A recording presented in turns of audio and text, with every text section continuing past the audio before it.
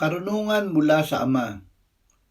Ang karunungan ng Panginoong Hesus ay karunungan ng Ama.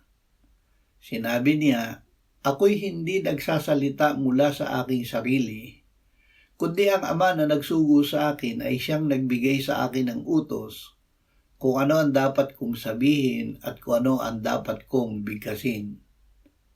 Nalalaman ko na ang kanyang utos ay buhay na walang hanggan. Kahit ang mga bagay na sinasabi ko ay aking sinasabi ayon sa sinabi ng Ama.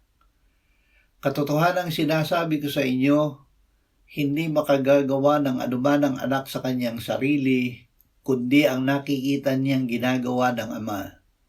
Sapagkat ang lahat ng mga bagay na kanyang ginagawa ay siya ring ginagawa ng anak, sapagkat minamahal ng Ama ang anak at sa kanya'y ipinapakita ang lahat ng mga bagay na kanyang ginagawa."